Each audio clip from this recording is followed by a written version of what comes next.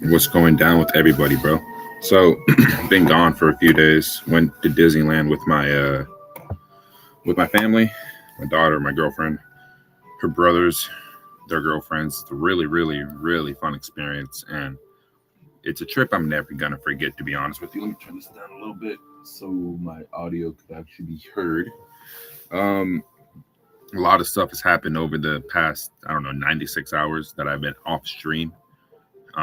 It just feels good to be back behind the camera, back talking to the masses, talking to the people about just the ridiculous shit that we saw yesterday. I mean, Chelsea draw 1-1 against Liverpool at Anfield, man. And, you can make the argument that Chelsea were the better team. They were the better team, to be honest with you. They were unlucky not to get that second goal. Mark Cucurella is just offside, but we'll dive into that after we talk about the ridiculous, and I'm talking about the ridiculous VAR decision making from the PGMOL, from VAR itself, and Chris Kavanaugh. I mean, how many times has Arsenal been doing the same shit that was called a foul towards the end of the game or even during the game? Grabbing players, blocking off the goalkeepers, committing fouls just outside the box, and it's not being called. It's ridiculous. I mean, Arsenal going to the game against West Ham yesterday, needing 3 points to basically clinch the Premier League title, because I think at this point, Arsenal are going to win the Premier League. They're 5 points clear of Man City. Man City, I believe, still have a game in hand against Crystal Palace, but even with those 3 points that I think they'll get against Crystal Palace, Arsenal play Burnley, who are already relegated. Now, it's going to be a tough ask for Burnley to go to the Emirates and get anything. But when you see decisions made like this yesterday to chop off a goal, when you're clearly seeing Arsenal players grab the West Ham players. Now, David Raya was fouled. I'm not going to sit there and say that he wasn't fouled, but the amount of times that Arsenal have gone away with grabbing opposing players, whether it's in the opposing player's box or in their box, the amount of times that does not have been called is absolutely ridiculous to me, right? And it makes you question how legitimate is the PGMOL? How legitimate is VAR at this point? Because we can pull up many clips of Arsenal getting away with murder in the box, right? And it doesn't matter if I'm a Chelsea fan. It doesn't matter if I'm even a West Ham fan, right? David Raya got fouled in the box. There's no debate about that. But are we not going to pay attention to what Trossard was doing to Matthias Fernandes, Declan Rice? Are we not going to pay attention to these things? Like, can we stop with the bullshit here? We understand that the Premier League wants Arsenal to win the title, but we need to be fair about it too. If we were to seriously call all the fouls that happens in the box when Arsenal are defending corners or they're actually in the opposing box, Arsenal would not be top of the league right now. They just wouldn't. And Peter Schmeichel said it perfectly yesterday, that why is it that now you're calling this for Arsenal, but all the other times, I remember the Carabao Cup semifinal at the Emirates, João Pedro literally gets punched in the fucking mouth by David Raya. And that's not given as a foul. A Saliba grabbing Chalobah. Like, how many times are we going to continue to let Arsenal get away with this shit, bro? Right? So we can pull over here, and I pulled up clips about it because I just find it to be absolutely diabolical, bro. I mean, I'll go to Instagram first because there's still images of this shit, right?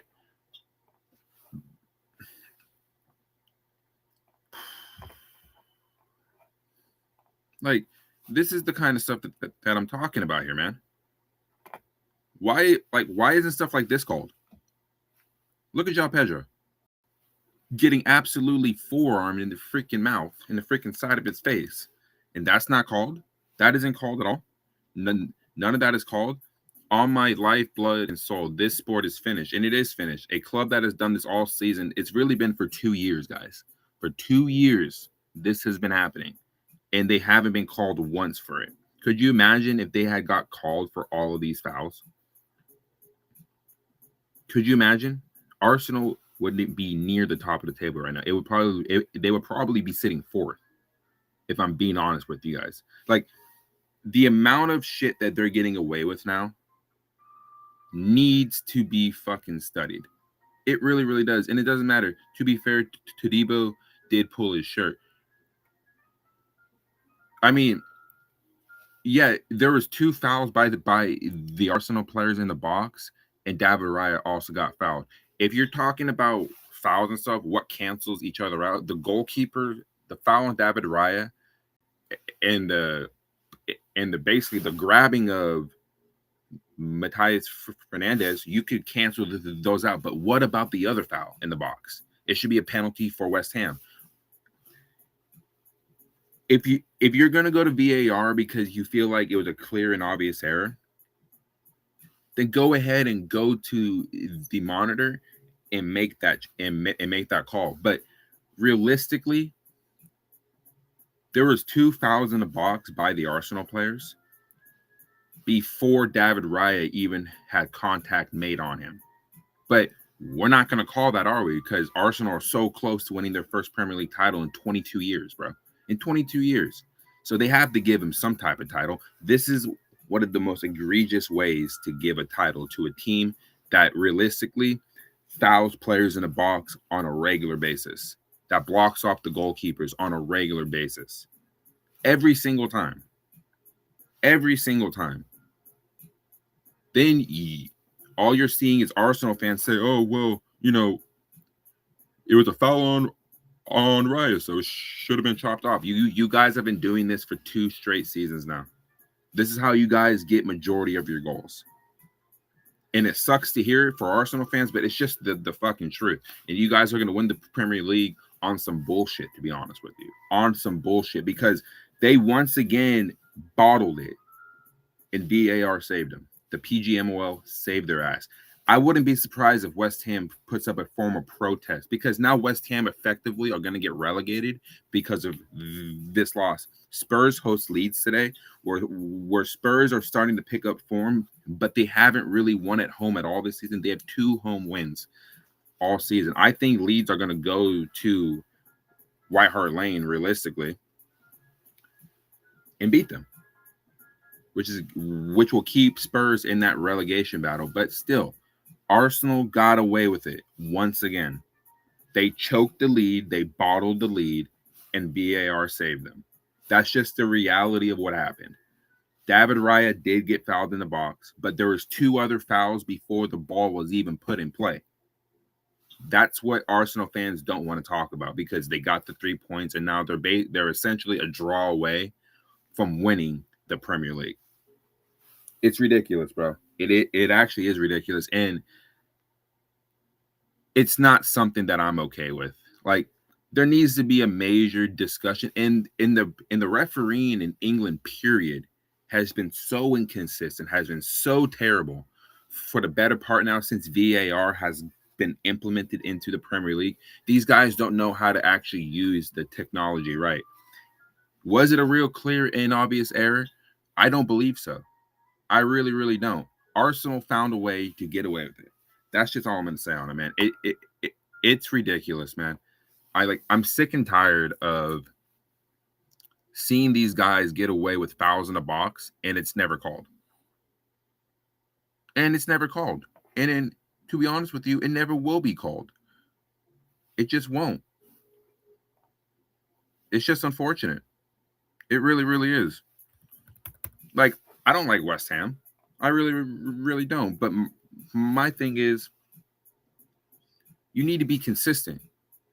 I've seen calls like this called in other games, but when it comes to Arsenal, we can't do anything about it. We need them to win the Premier League because they haven't won it in over 2 fucking decades. Go out there and fucking finish the job instead of relying on VAR to save your guys' asses once again. That's what's happening. And hopefully PSG puts 6 past these guys. I think PSG will beat Arsenal in the Champions League final 3-2. But at the end of the day, they got away with it. Just like how Liverpool got away with it against Chelsea. But I'll get to that in a second. there needs to be a major discussion going into next season about who's actually the people behind VAR. Who's going to be the ones letting the referees know to go check out the monitor? Because the tactical fouls that Arsenal put out there that they do, the fouls in the box that they do commit are never called. They're never called. I'm watching the second half of this game yesterday, and the amount of fouls that Arsenal got away with was criminal. Every time West Ham touched an Arsenal player, Chris Kavanagh had the whistle ready to go. Had the whistle ready to go. Saliba and Gabriel assaulting these players, bro. Assaulting these players. Gabriel specifically, one of the strongest center halves in the Premier League, goes down like a punk-ass bitch majority of the time. He really, really does. Complaining to the referee, holding his head, doing all this bullshit. It's like, bro, knock it off. Nobody even touched you. Milking it, making the most of it, taking a piss on the sport, realistically. He's a great center half, but the antics that he does needs to be talked about. And Mikel Arteta, I'm going to keep on saying this shit, man. He was feeling the pressure. A good finish by Trossard yesterday. Odegaard, he cuts it back.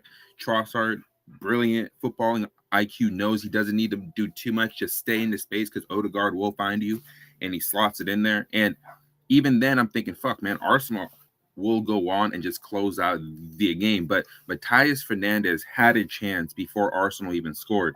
I believe that second touch that he took before David Raya made that exceptional save fucked up his actual opportunity to score. Once you receive that ball back and you take that first touch, that's when you're supposed to lift it over the goalkeeper, not take that second touch, because then it gives David Raya a chance to actually assess the situation, get down, and not commit early. The important thing for a goalkeeper in that situation is to not commit too early, because if you do, he's gonna lift it over you. He'll put it near post, or realistically, he can find a pass across the middle, and West Ham can tap it in. If West Ham do score that goal, I believe Arsenal do lose 1-0 in that game, because Arsenal were just missing chance after chance after chance after chance yesterday, and they weren't putting it away because they were feeling the pressure, because they knew Man City were 2 points behind. Man City may win out the rest of the season. It's going to rely on either Burnley or Crystal Palace to stop Arsenal from winning the Premier League. And are they going to do that? We've already heard some stuff from Oliver Glasner, who won't be there next season, saying it doesn't really matter like what happens at that point in the season. We're more focused on the Conference League final, which I understand. Go off and go win that. But still, the refereeing in that country needs to be a lot more consistent.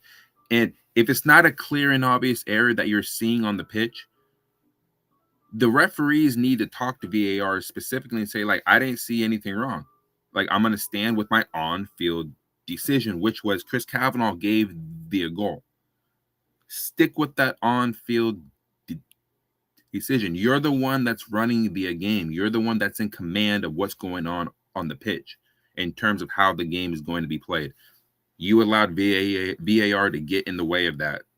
Why? Because Darren England has had a history, and he's had a record of giving controversial calls that make no sense. And he was the guy in VAR yesterday. I'm going to be honest, man. If Arsenal do get the job done, this is what's going to be, because in my opinion, I think this is one of the biggest calls in Premier League history, given that West Ham are effectively going to get relegated now, and Arsenal may have just won the Premier League. On two different ends of the table, 6-7, right? I hate that term. You effectively relegated a team and gave a team a championship.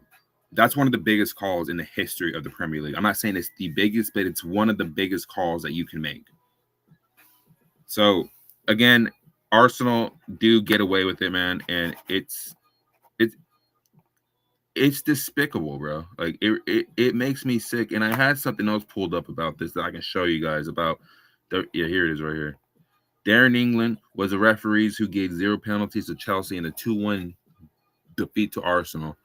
There were multiple corner incidents and fouls on Hato and João Pedro, just like I showed you on Instagram, right? Darren England was the VAR today who decided that a foul, that there should be a foul, right? Darren England will referee Chelsea's FA Cup final next week. And inconsistency, give them all or give none. And this is where he's going to be under a huge microscope at the weekend when Chelsea do play Man City in that FA Cup final. And I'll get to Chelsea versus Liverpool in a second because I have a lot to say on that. I've seen a lot of people and their reactions to it. I want to give my reaction to it fully. I do have a video uploaded about that while I was on vacation.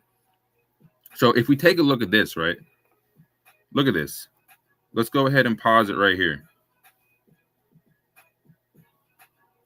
Look at this. Already grabbing him. There's so much going on in the box right now that you can make the argument that you can call a foul here, you can call a foul here, and if you keep it going, look at this. Souček gets grabbed, right? Look at Declan Rice, essentially grabbing 2 players. A lot of these players aren't even looking at the ball. My question is, why aren't we looking at the entirety of the situation? Why are we specifically looking at David Raya in this situation? Now, he is getting fouled. I'm not saying that David Raya didn't get fouled because he wasn't able to catch the ball. But again, we played the full thing over again. Are going to find it difficult to look at everything. That's what VAR is there to do, though. How do we make this clear? Look at this. For referees so that they it's ridiculous, dude. It's ridiculous, man. How this isn't given a foul for West Ham is crazy. You need to look at the entirety of the play. Trossard's not even looking at the ball, grabbing Matthias Fernandez's arm, bro. Like, what is he supposed to do? Look at this. Not even looking at the ball. He gets turned, yes, but that's because Matthias Fernandez is being grabbed by him, so his whole body is going to turn.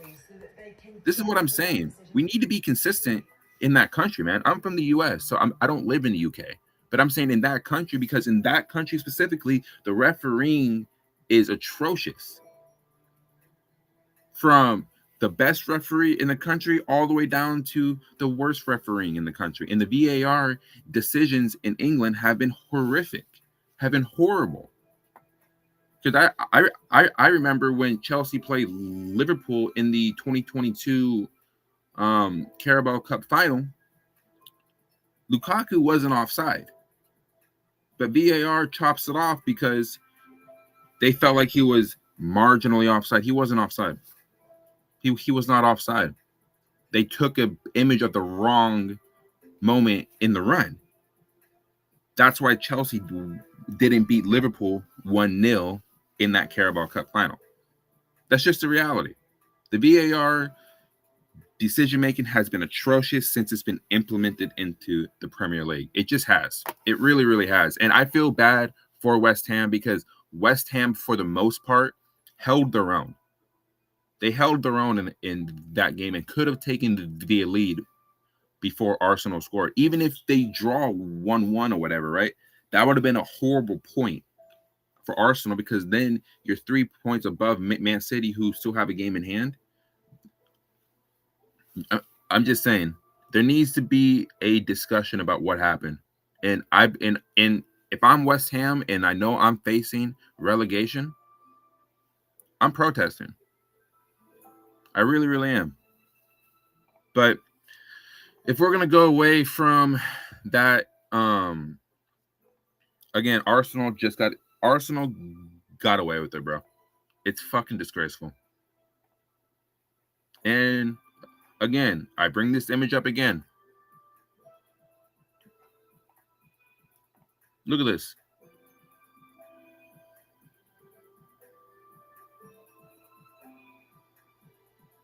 Saliba is grabbing João Pedro and David Raya. It's basically a lot like in American football, you call this a high-low tackle. Look at this. Saliba has him low. David Raya essentially knocks him out. But it wasn't called. What a fucking disgrace. What a fucking disgrace. And I want to pull this shit up about Noni Madueke, bro. You know, when he was at Chelsea, I didn't mind him. I felt like he was, you know, our most direct winger when he was there, but he just didn't, he wasn't consistent. He says, I just believe Arsenal were going to win more trophies, so that's why I moved from Chelsea. His last game for Chelsea was won on July 8th. He then left the camp as he was in discussions with Arsenal. Chelsea won a trophy 5 days later, which was the Club World Cup.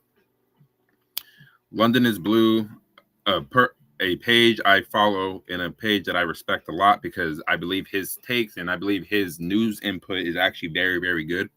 Noni Madueke has 3 goals and assists in 25 league games for Arsenal this season. Just 2 more than Robert Sanchez, 2 more than our goalkeeper, bro.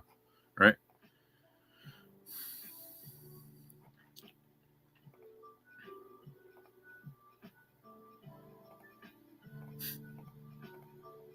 It just makes you wonder, bro.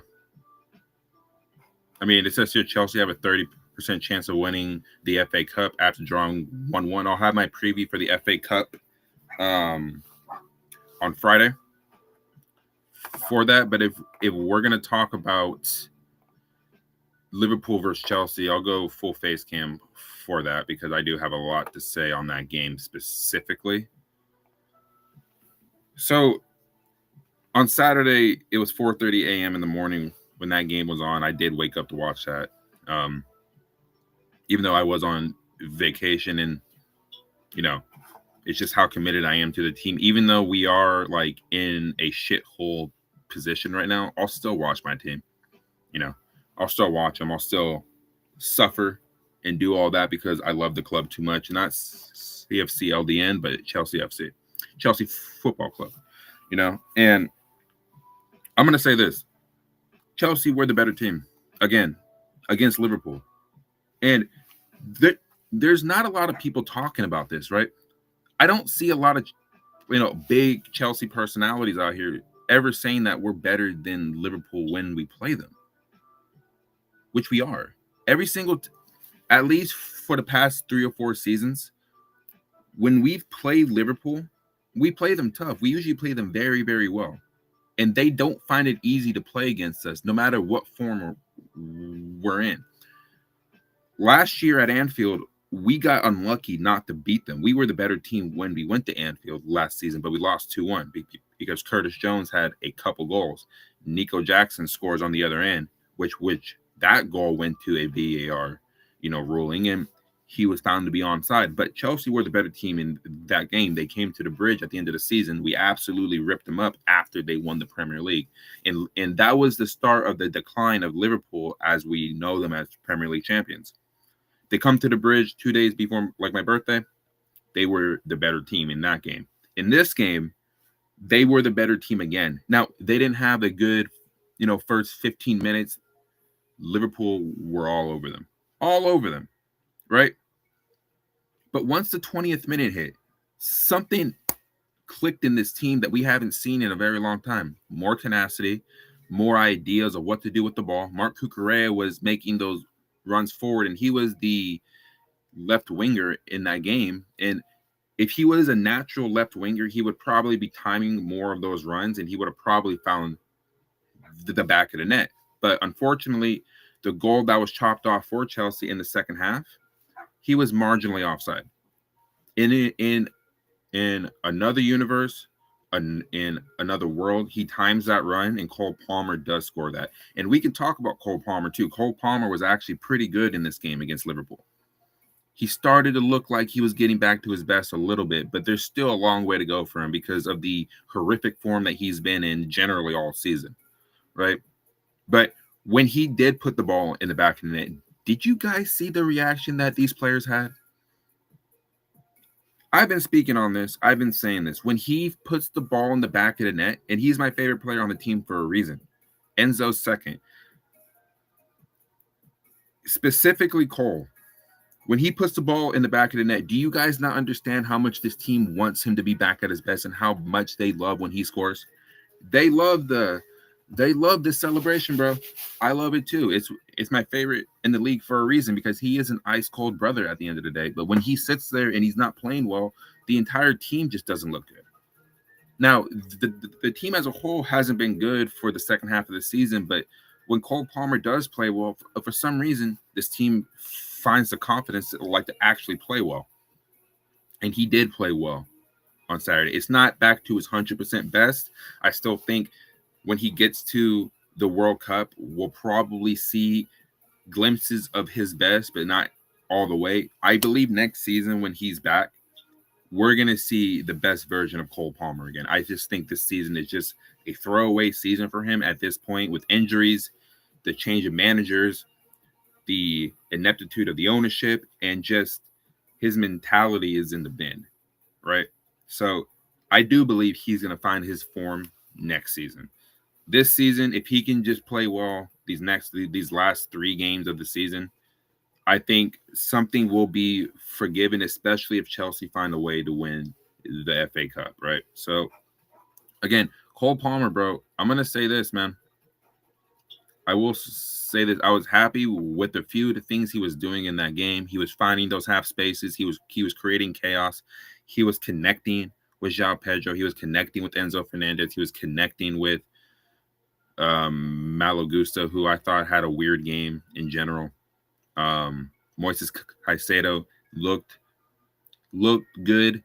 You know, it's not his best, but he did look good. He did have a pass in the first half that was absolutely sensational to Marc Cucurella.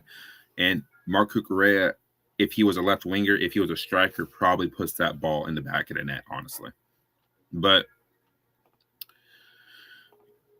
again, they got unlucky not to beat them at Anfield. I keep on saying this. Whenever we play them, we outplay them every single time. It didn't matter if it was you. Well, particularly with Arne Slot as manager, we've been outplaying them. When Jurgen Klopp was the manager, they did do us in a few times. But since Arne Slot has gotten there, we have been the better team against them. Even last season, when we were one of their toughest games last season for a reason. And Chelsea, honestly, if they didn't go on this horrific run of form, the point at Anfield wouldn't have been a bad point. But because they lost 6 straight, Chelsea needed the 3 points to at least have some semblance of hope to get to at least get 6th. But again, I'm not going to go too harsh on the players now because the season's over with. All that needs to be looked at now is focusing on the FA Cup against Man City, and you never know. You just never know, man. So there's a couple things here that I do want to speak on. The first thing is regarding the managerial search that Chelsea are currently going on. Right? We'll pull back over to Instagram real quick. So it says breaking: Chelsea are aiming to have a new manager in place by mid-June. Chelsea now have a short list of 5 or 6 names, including Xabi Alonso, Andoni Iraola, and Marco Silva. Alonso has been out of work since he left Madrid in January after 8 months in charge, but he may decide to take a year out before returning to management. Right? So, I mean, he may not be available right away, but if we pull over here, right, potential candidates for the Oliver Glasner, who I just saw before I got on stream. I think he's a decent manager. Felipe Luis, Xabi Alonso, Andoni Iraola, Marco Silva, and Cesc Fabregas. Cesc Fabregas has effectively ruled himself out of it. So it's really a short list of 5 candidates that we have here, right? Andoni Iraola may be going to Palace, so you can probably knock him out. So you have about 4 managers here that you can turn to. Chelsea need to go get Xabi Alonso at all costs. At all costs, right? And then we pull over to more PR here. Chelsea's 5-strong footballing leadership team led by the in my words, disgraceful Paul Winstanley and Lawrence Stewart have started work on identifying the preferred candidate to recommend to the club owners, but no time frame has been put in the process. But now we're hearing that mid-June would probably be the time that we see who the next manager is. All Glasner and Felipe Luis are among the group of head coaches Chelsea are making checks on. Yeah. Cool.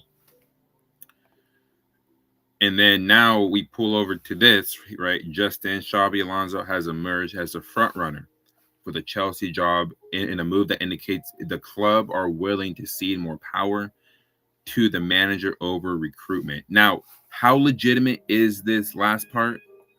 This part specifically? We got to see it to believe it. There's no evidence that they're going to allow that to happen, right? But the conditions for him to show up is he needs to be the one that has control of the footballing decisions. The owners need to do the business side of things, and even then they're fucking up on that because they're in debt. Like, they're in debt, right? So, and then this is the thing that I found absolutely insane yesterday, bro. Insane. So we've been speaking on how Gary O'Neill, if any of these managers don't come to Chelsea, he would be the guy for the job, right? Because it's an easy transition from Strasbourg to Chelsea. So he speaks out yesterday, and this is the kind of stuff now that we have to sip our coffee to, bro. Right? Gary O'Neill furious in a press conference after Strasbourg draw yesterday 1-1, and now they're going to effectively miss Europe. They got knocked out of the Conference League. I'm angry. I hope the players are too. There are 2 matches left, and they need to show me they have the level to play with us next year. But with a performance like tonight, we won't get anywhere playing like that. They've disappointed me so much, even more than on Thursday. We really need to work a lot this summer to be better. We've already had meetings about recruitment. I need 2 strikers.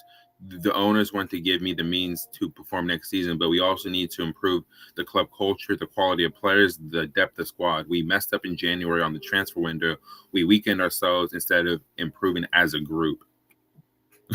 It's like, that's what I'm saying. He's speaking out. And then one of my favorites on Twitter, this guy right here, who has the agenda against Enzo Fernandez, which is crazy because I'm sure he was jumping up and down when he scored the goal on Saturday, honestly. But Blue Cohen clearly thought that hiring a yes-man type of manager would help him out. Yet Gary O'Neill last night became the 3rd inexperienced coach to call out their dealings. Along with Enzo Maresca and Liam Rosenior, all these guys have gotten fed up of working for them. I mean, Liam Rosenior was probably okay with like just doing whatever he was doing. But Enzo Maresca and Gary O'Neill specifically this season have called them out straight up.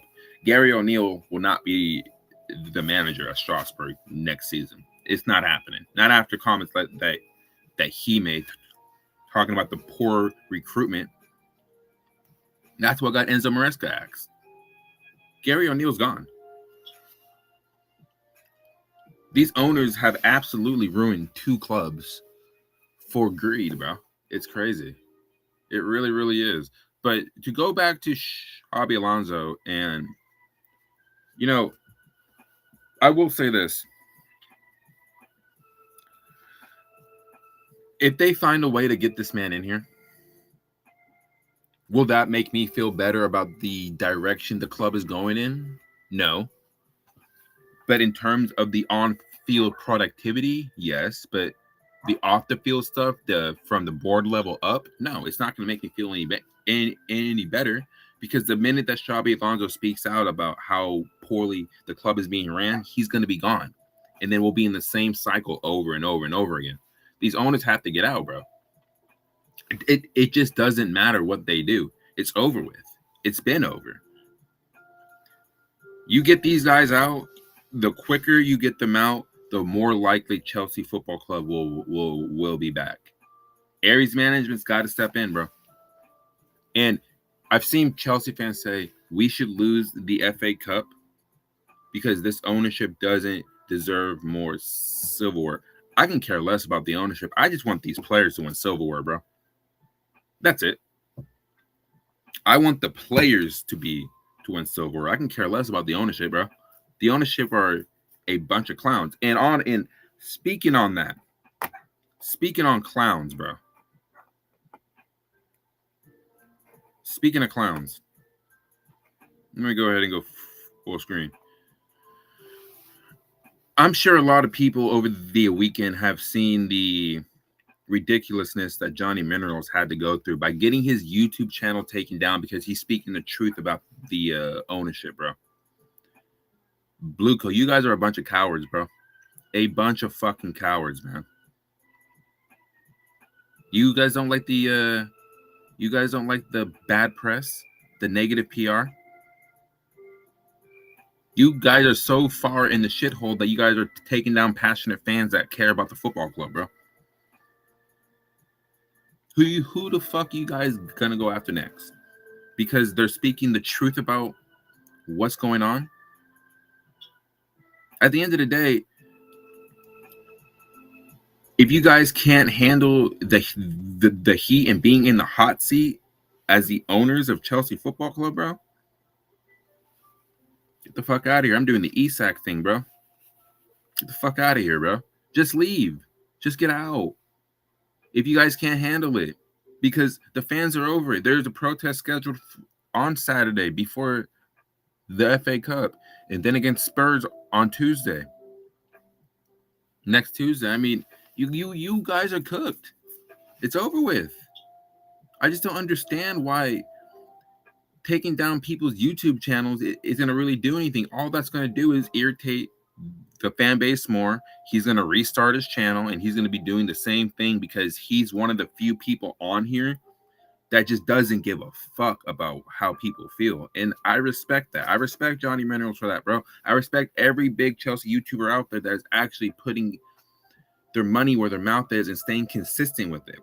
There's a few of them out there that are now starting to flip-flop because they're seeing other people do it. Alex Goldberg, right?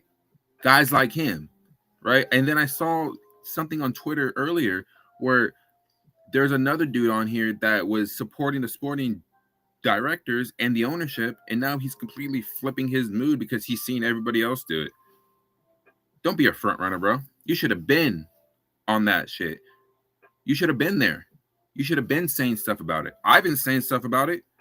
I don't even have the biggest platform, but I've been saying shit about it because I care about the club. I care about the direction of where this club is going long term. And in the short term, Chelsea could be facing relegation next season. Chelsea could be facing administration in the next 4 to 5 years.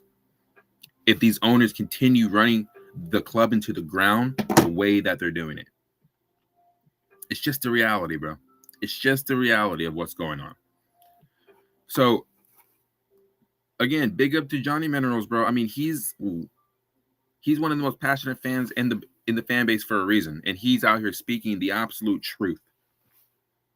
Like, fuck Igbali, fuck Feliciano, fuck Winston Lee Stewart, fuck all these guys, bro.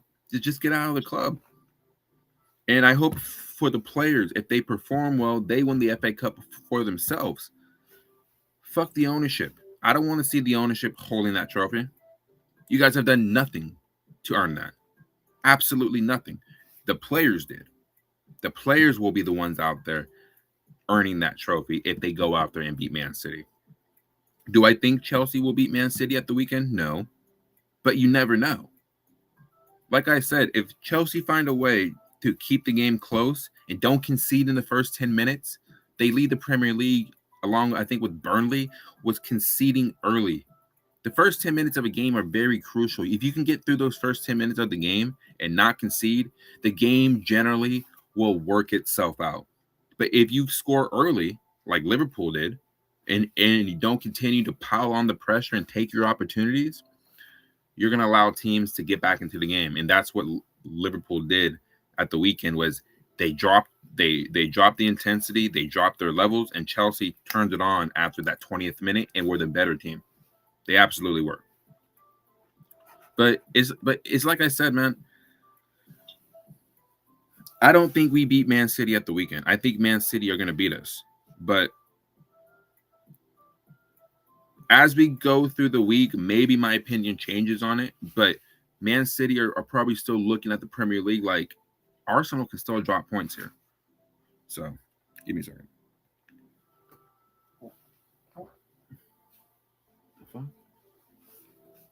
Okay.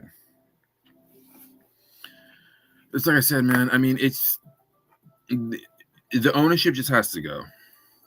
And like I hate coming on here continuously talking about the ownership, but until they leave, like I just feel like we will continue to be in this rut of just not being consistent. So that's how I feel about it, man.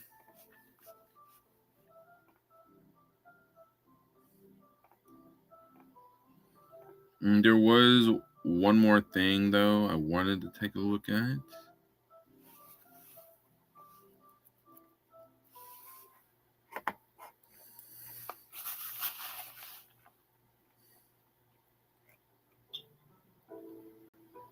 Yeah, if Chelsea do get someone like Alonso, they have to back him. It can't be a dictatorship with transfers anymore. You have to give these managers tools to succeed. Drop the Eagles, accept this current project isn't working and fix that.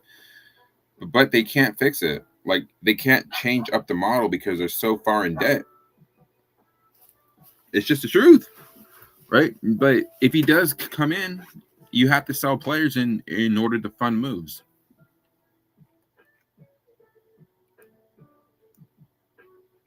Here's my lineup to take on City in the FA Cup final. What are you changing?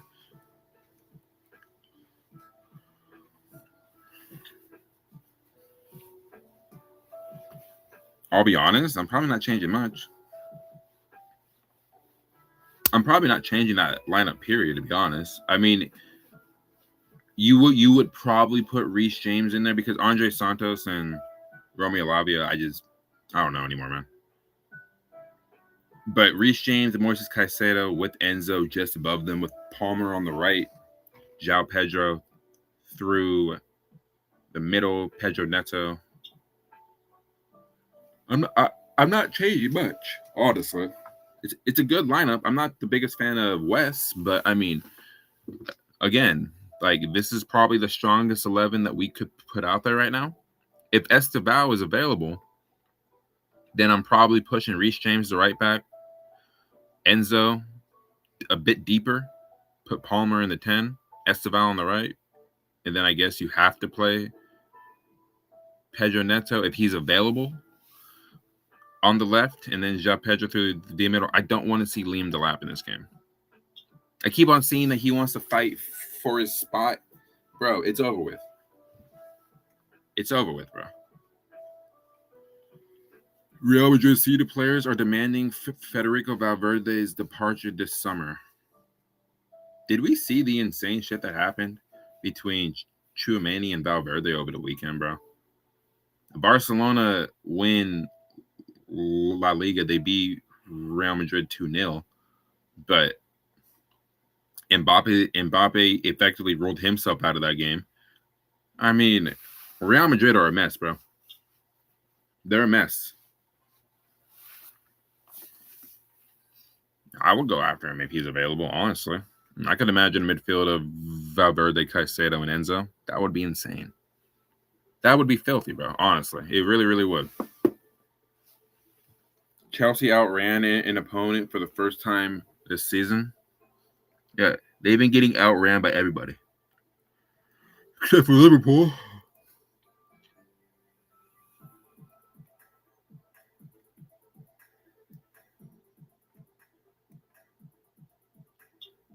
West Ham are internally discussing the possibility of filing an official complaint to the Premier League over refereeing decisions in the crucial clash against Arsenal. Serious concerns behind the scenes. I mean, like I said early on in this stream, bro, they should absolutely protest this game. They got shafted, man. I mean, they're going to probably get relegated now because of this result. So I would absolutely file a protest. Now, will it be successful? That remains to be seen, to be honest. It really, really does. Could you imagine if we wake up one morning and they say the goal that West Ham scored has now been given and Arsenal have been docked 2 points and now they only get a draw out of that? Arsenal fans would lose their minds, but you guys have been doing this for 2 straight seasons, bro. I don't want to hear it. I'm getting tired of this bullshit, man, honestly.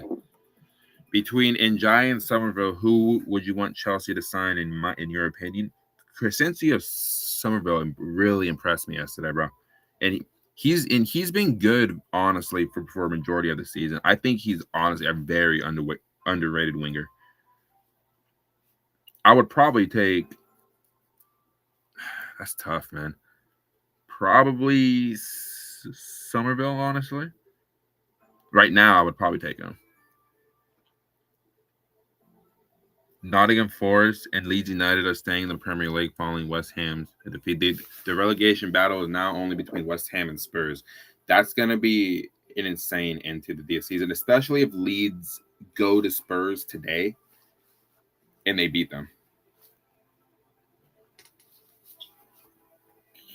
Today made it clear there's an agenda from the higher-ups in the Premier League. The PGMOL didn't want Man City dominating, not good for branding of English football. Arsenal gifted the title. They can foul everyone on corner. You can't do it back, though. It's ridiculous, man.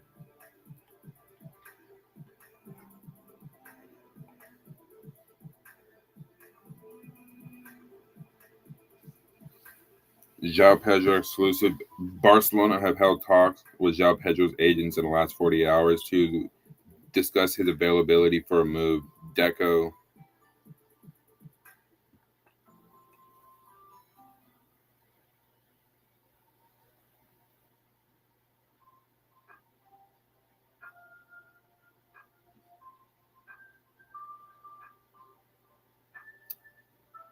Do you guys think that Chelsea would actually sell like João Pedro?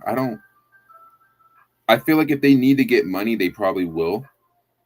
But again, realistically, can Barcelona even afford him?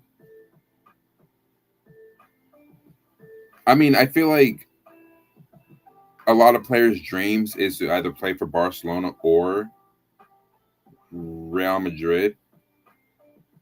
But I think their primary target will be Julian Alvarez, and I think they'll be able to get him, honestly.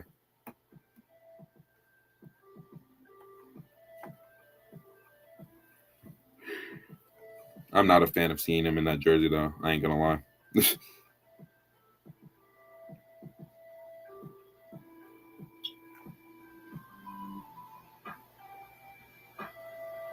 Efforts are underway to renew Bournemouth midfielder Alex Scott's contract following his recent England call-up, despite recent links to Chelsea. J&R, bro. Your guy's not going to be leaving Bournemouth because Bournemouth may qualify for the Champions League, man. Crazy. And he's not a bad player either.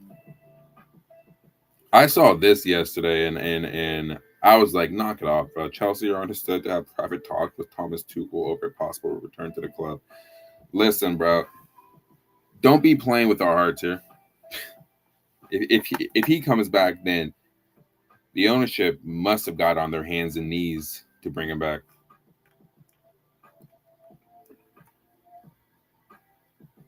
Premier League all-time starting lineup. Who gets the missing spot, and who do you think shouldn't have been here? In my opinion, I'm putting Eden Hazard on that right here. Hazard for me is right here. And who shouldn't be there? Trent.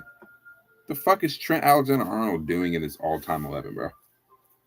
Everyone else here, you can make a case that, yeah, they should be there. But Trent should not be there, bro. Who should be there? The greatest right back in the history of the Premier League. Huh. It ain't going to be Trent for me. Let me know in the comments who you guys think should be in this specific all-time 11, right? Who should be there? Even though that midfield is very, I don't see a lot of physicality in that midfield, though. But you're not taking any of them out, are you? So, I mean, I would put Eden Hazard out here on the left. You can keep Mohamed Salah there. You can keep Henry there. Ashley Cole for sure. Ferdinand. You would probably. Van Dijk's a tricky one, but I think he is one of the greatest center halves in the history of the Premier League. Is he better than John Terry? No. Is he better than Vidic? No.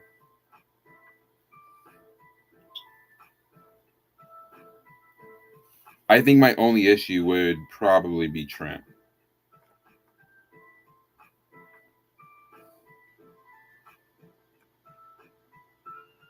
Yeah. Eden Hazard, bro. I wouldn't put Alan Shearer there, even though he is the all-time scorer in the Premier League.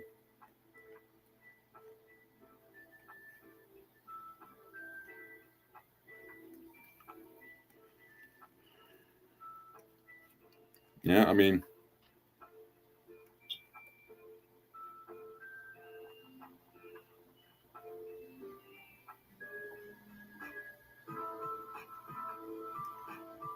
yeah, I mean, a lot of people are saying John Terry. I agree.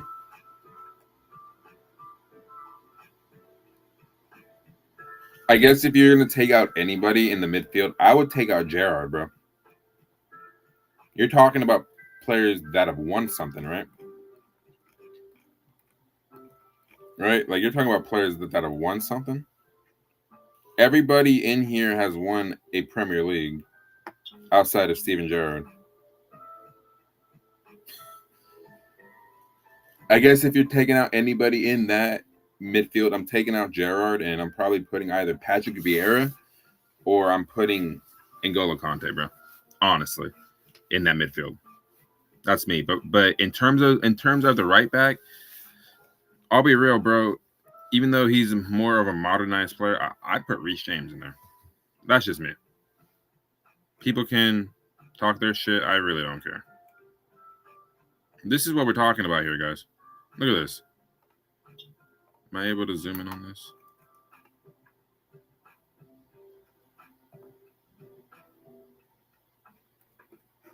No.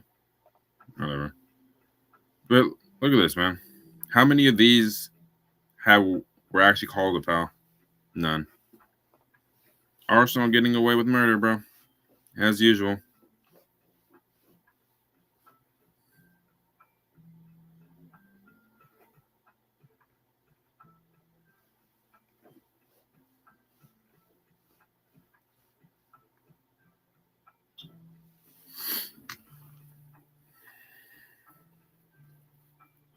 Rate this window from 1 to 10 if this happens. That would be, in my opinion, this would be like an 8 out of 10 window. Because I still think you need to go get. You have the midfielder, even though Tonali, I think, will probably move to Arsenal, in my opinion. I think you need another right back, bro. Because I think Malo Gusto is just frustrates the hell out of me. This would be an insane window, honestly, though.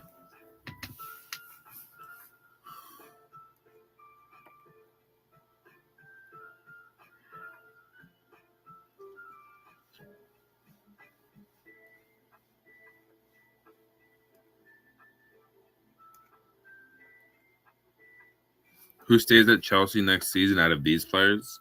Esteval.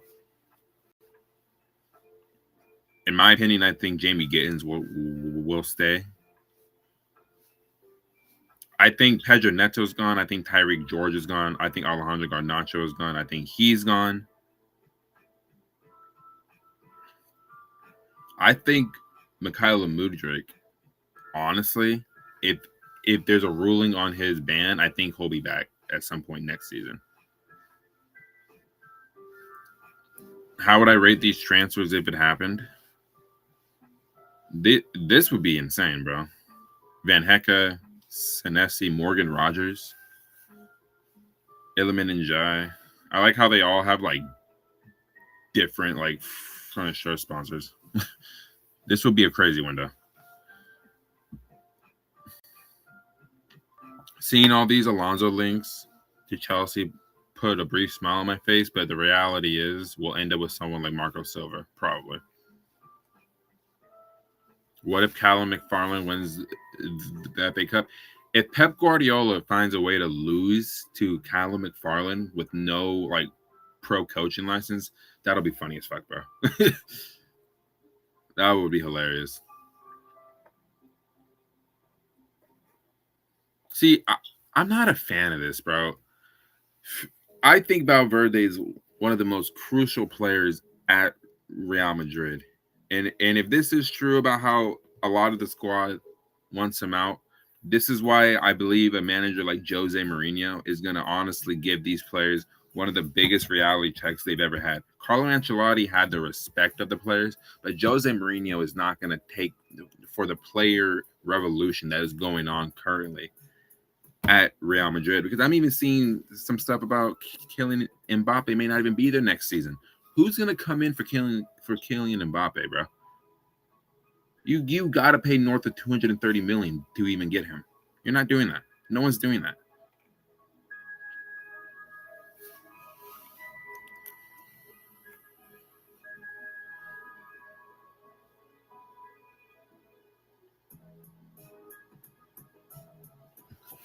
I think Iraola is going to find a job before the end of the World Cup, honestly.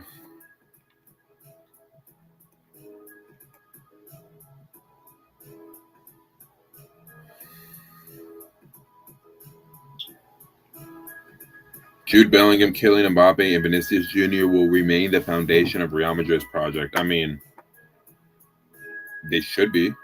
But if you have to make a choice between these two players specifically, I'm going with Mbappe. And they need to go get a real center forward. Because Mbappe is not a striker, bro. Even though he's having a good individual season, him and Vinny Jr. play the same position. You need to offload one of these two players for Real Madrid to get back to winning silverware. They need to get rid of one of these two players. And Vinicius Jr. will probably be the guy that gets sacrificed because Florentino Perez was trying to get Mbappe for the longest time.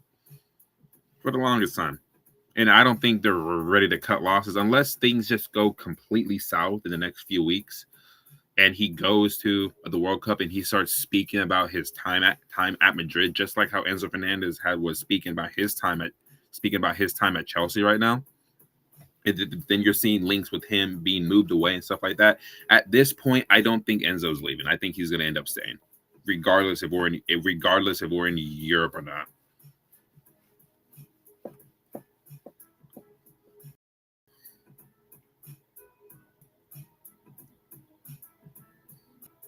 Like, these are all the clips of just the ridiculousness that, look at this, Ben White blocking off Vicario. You would call that offside or a foul, really. Even though there's no offsides on a corner, you're not allowed to block off the goalkeeper. Look at this. That should have been a foul. Look at this. And Saliba, he gets a chance there. Look at this, man. It's ridiculous, dude. It's like where is the consistency, man? It's nowhere.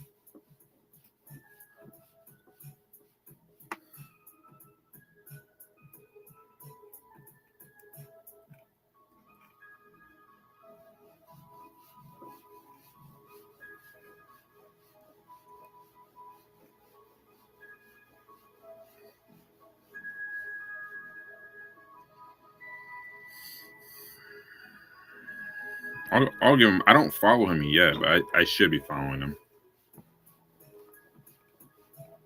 Who's the better player, Palmer or Jude Bellingham? This season is probably Jude, but in general, I mean, I'm gonna still say Palmer. But Palmer needs to find his form. If Chelsea lose the FA Cup, they will also be playing once in a week next season. I mean, they may need that because check out what happened to Man United. Man United got essentially they lost in the FA Cup early, no European competition, and they lost in the Carabao Cup early, and now they're sitting third because they're playing one game a week. They sacked Ruben Amorim, and now Michael Carrick, in my opinion, needs to be the full-time manager at Manchester United. This is why I think Man United next season are going to be very dangerous. Very dangerous. You have a guy there that played for the club and knows what it takes to win at that level in terms of being a player, not as a manager, but in terms as a player, Michael Carrick will be the manager at Manchester United next season, in my opinion. I think they should.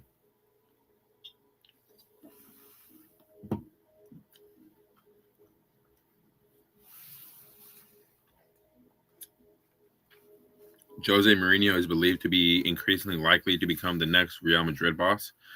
Like I said, if Jose Mourinho goes to Real Madrid, these players are in for a rude awakening.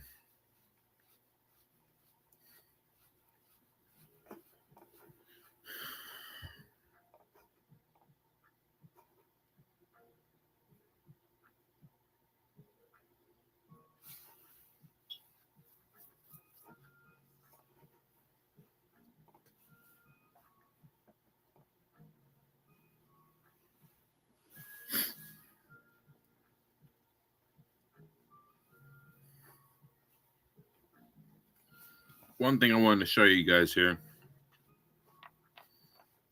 All my Enzo Fernandez haters, bro. Can you explain to me, is he supposed to be doing this as a number 8? 24 goals and assists?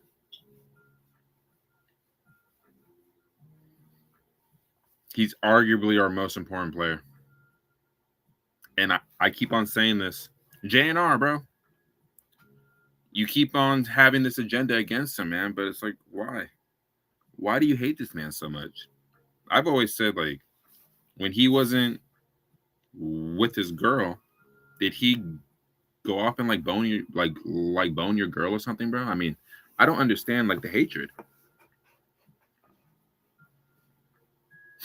Enzo Fernandez has now scored more Premier League goals for Chelsea than Michael Ballack, Michael Essien, and Olivier Giroud, all of whom finished with 17. He is now level with Juan Mata, and Juan Mata was a great player.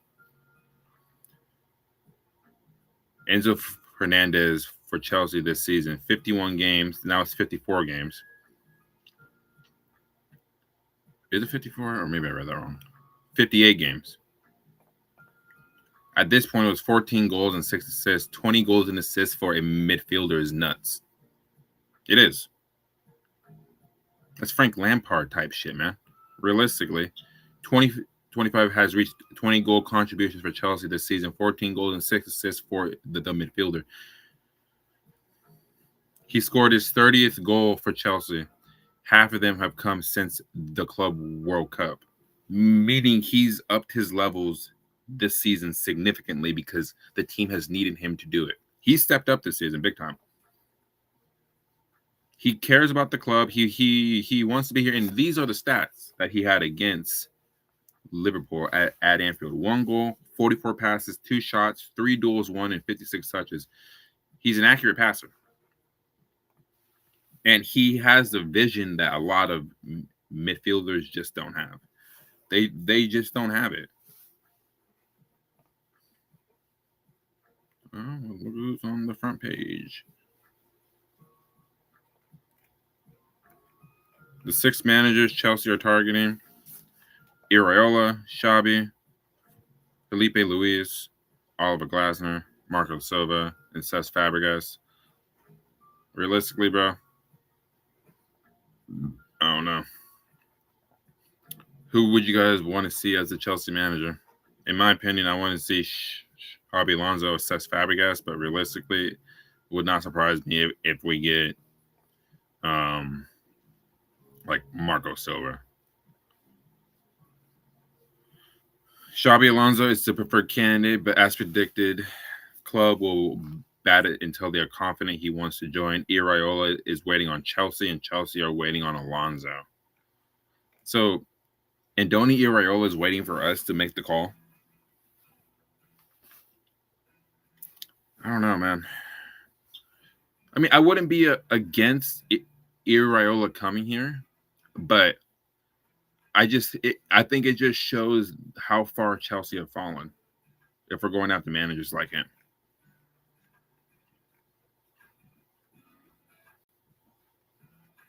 It's pretty obvious Marco Silva will be our next manager. It's just another poor decision from a board that keeps constantly making poor decisions year after year. Silva is a solid coach for a mid-table side. Well, bro, realistically, we are a mid-table side right now.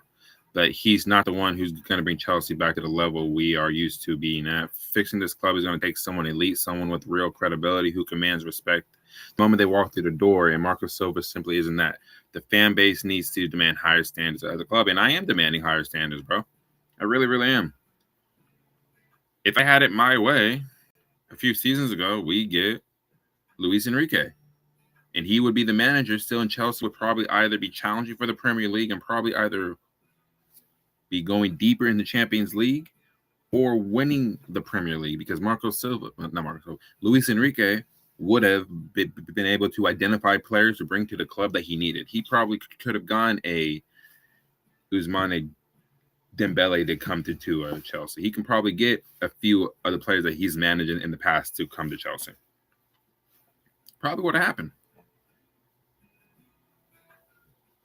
Gary O'Neill's criticism of the ownership highlights growing tension at the club. Blue Co. can't keep ignoring the rising frustration from fans, and it will spread into the coaching staff over time. This model is not for football. Cut your losses and sell up, bro.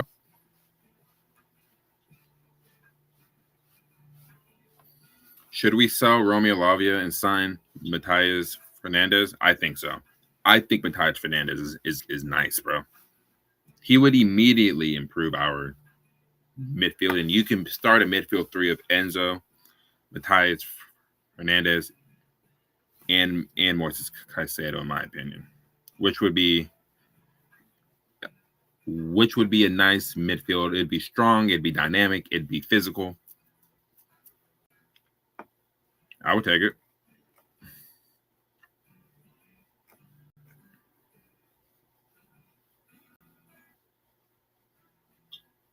Chelsea, Alonso, Strasbourg, Felipe, Luis. I mean, honestly, that wouldn't be a bad thing to do, especially if this ownership plans on staying. Felipe Luis would be a good manager in the French league, and I think he would need time there before he makes that jump over to Chelsea. But we'll see what happens, man.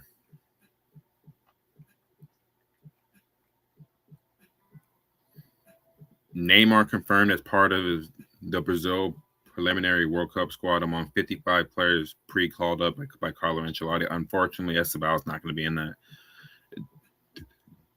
Decision to bringing back Neymar to the World Cup or not will only be made next week. I think they're going to need him. Now, is he starting? I don't know. Do you guys think he'll be starting? Or if he gets called up, is he gonna start? I think he could, but it's a tough ask for him now. Bring him. Yeah, just bring him. Just submit.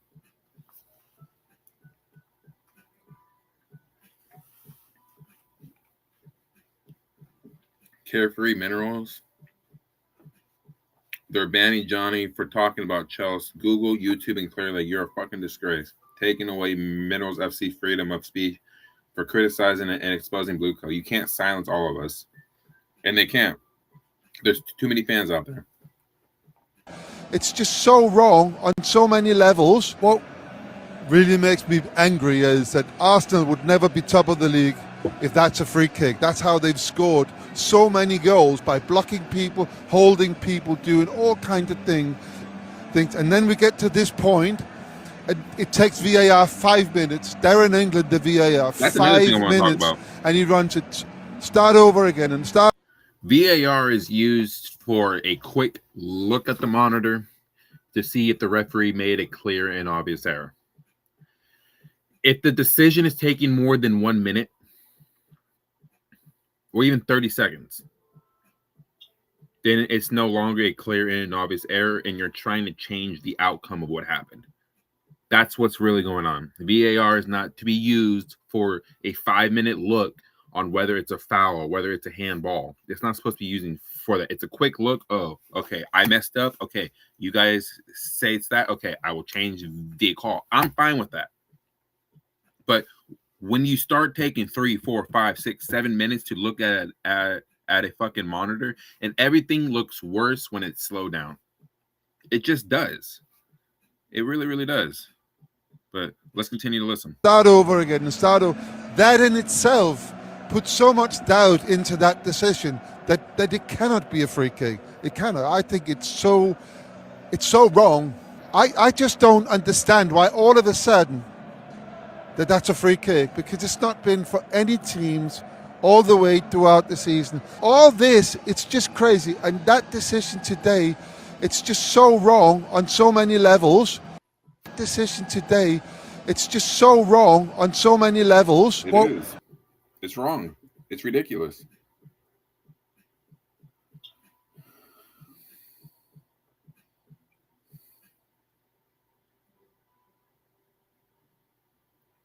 Now, a lot of people are saying that Enzo should have scored here.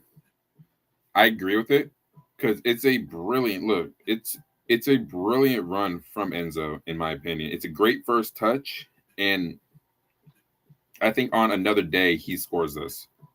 Boop. It's so unlucky, man.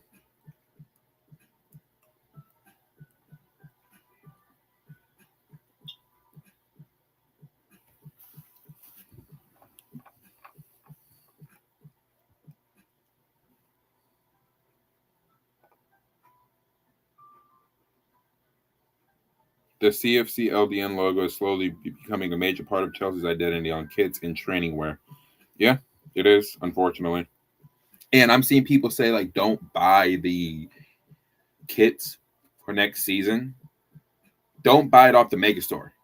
That's one thing I will say. Don't buy it off the Megastore. Now, the home jersey looks absolutely ridiculous. I'm not a fan of it, but the away jersey I think is actually pretty nice. I'm not gonna lie, but don't buy it off the Megastore. Don't give them money. Buy it off third party sites that aren't linked with Chelsea, bro.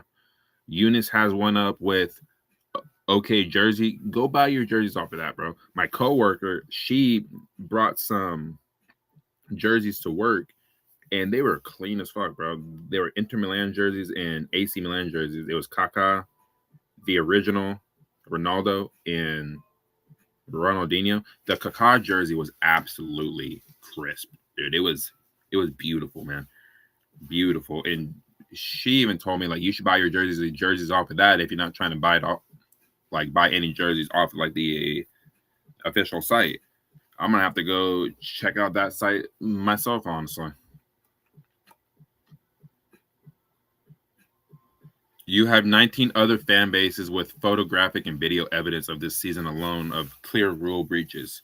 PGMOL FA, do your job better. Get it together. Yeah, they need to. This right here. Can we talk about this? The smooth operator, bro. I mean, I call him a smooth operator for a reason, man.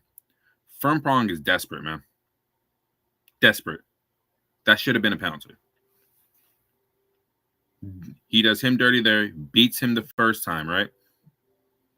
Beats McAllister, beats Curtis Jones, and Frimpong is desperate. Because if you slow it down again, right? Let's go to like right here. Once he beats Curtis Jones, right here, there's going to be players running into the box off screen. If he's able to get his body completely in front, João Pedro's either shooting on goal or he's cutting it back, and there's players running into the box there. How this wasn't a penalty, I don't know. Right there. João Pedro already had a touch on the ball there, right?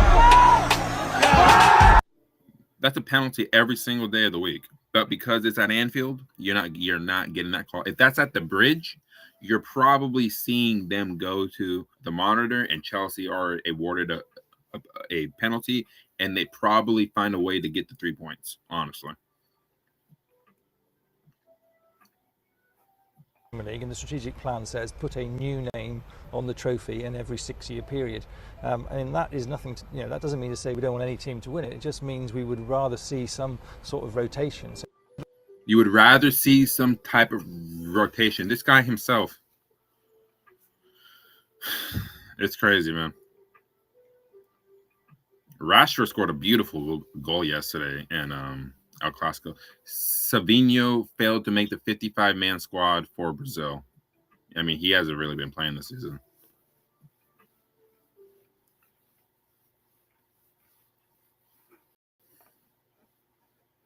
But I'll be honest, guys, I'm going to probably get off stream. I will be streaming tomorrow. I'm going to watch that Leeds and Spurs game in a little bit so I can see what Tottenham are going to do if they find a way to beat Leeds and effectively stay up. But I think Leeds are going to beat them today. If I have to give my prediction for that, I think Leeds beat them 3-1.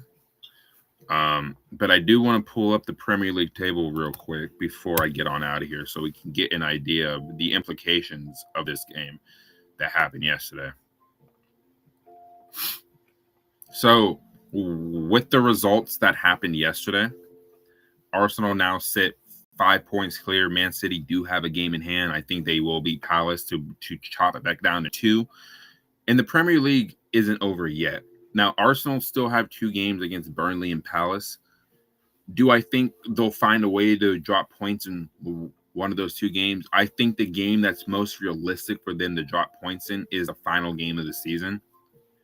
But I just think that result yesterday may have put it too far out of reach for Man City. And if it does go the distance, Arsenal will finish on 85 points and Man City will finish on, 83. I just think that game yesterday was just so detrimental, bro, to the title race and to West Ham's hopes. Manchester United will finish 3rd. Liverpool got away with murder against Chelsea at Anfield. And I keep saying every time we play Liverpool, bro, we outplay them every single time. Every single time. And people don't have to believe me, but take a look at the highlights. Take a look at the games. Watch the full games. And you can't tell me Chelsea aren't dominating them. Aston Villa more than likely will finish 5th unless you see, because Bournemouth right now are surging for that 5th spot. But if Aston Villa win the Europa League, 6th will be good enough for the Champions League, which is why it's so heartbreaking that Chelsea went on this horrific run of form. It really, really is. You got Brighton sitting 7th. Chelsea right now, they sit 9th. Their highest point total could be 55. But realistically, I think Chelsea's final point total, I think they beat Spurs. I think their final point total will be 53 points at the end of the season, which is going to be good enough to stay. They may jump up to 8th, but I think where they are now is where they will be finishing 9th, which is such a disgrace. But we go down towards the bottom of the table. That game, man, I mean, West Ham, unfortunately, may be the team that gets relegated, even though I said Spurs may be the one. But if Spurs lose today, Chelsea beat them. West Ham's games for the rest of the season, if we can take a look at this.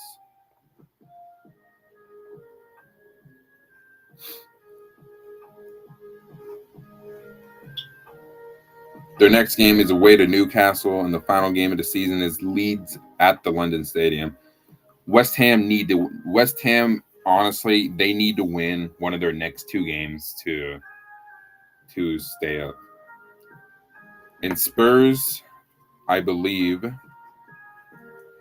it would have been a movie if it would have been Spurs and West Ham on the final day to see who stays up. That would have been a fucking movie, man, honestly. But Spurs, obviously, it's Leeds today. And then their next game after that.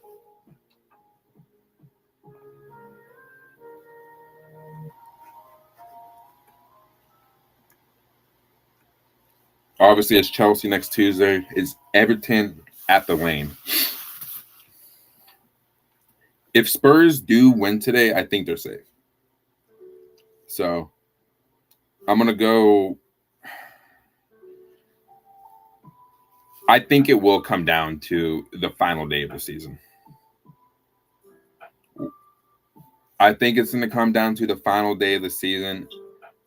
And I still have a weird feeling that Tottenham are going to find a way to get relegated. But West Ham needed at least a point yesterday to be level on points with Spurs. But I think West Ham could find a way to win on the final day, and Everton could be the team that relegates Tottenham. Because I think we do beat Spurs at the Bridge. I think Spurs do lose to Leeds. And I think Spurs lose their last 2 out of the last 3 games. Or they drop points in 2 of the last 3 games. I mean, there's a real chance Spurs could lose out. But which Chelsea team will really show up against them at the Bridge? Because we've been dreadful at home, right? If we take a look at the home form for Chelsea this season, it's not good. We sit 14th in the Premier League at home. That's not good. Spurs sit bottom with 2 wins. They're a point behind Burnley, bro. It's like, that's what I'm saying. Are they going to find a way? I don't know. But my prediction for Spurs versus Leeds at the Lane, I got Leeds beating them 3-1, which still keeps West Ham effectively in the Premier League for right now, but we'll see what happens. But with that being said, guys, let me go full screen. Appreciate everyone chiming in, watching in, just hearing my opinions on what happened over the past few days. There is a couple other things I want to talk about. Alex Jimenez, the hell are you doing, bro? What are you doing? You've been exposed as a pedophile, man. Not a good look on you, sir. You've effectively cooked your own career because you're desperate to get with kids.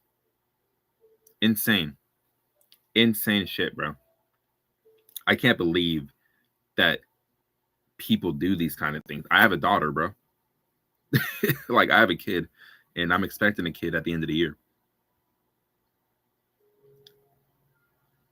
I find out you're doing that, you're not going to be living. So, why would you do some shit like that?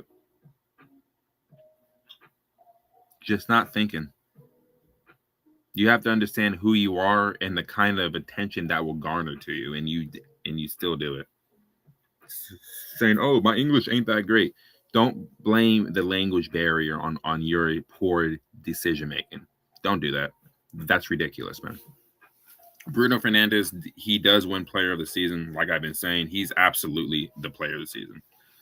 But yeah, with that being said, I'm going to get on out of here. I got some stuff to do with my beautiful lady who's waiting for me to finish this. But I'll be on tomorrow before I go to work, going over Spurs, Leeds, talking about whatever footballing stuff is going to be showing up on my timeline throughout the day, in the morning. And yeah, that being said, I'm Jason. No Filter Chels, Blue Co. As the message says here, get the fuck out of the club.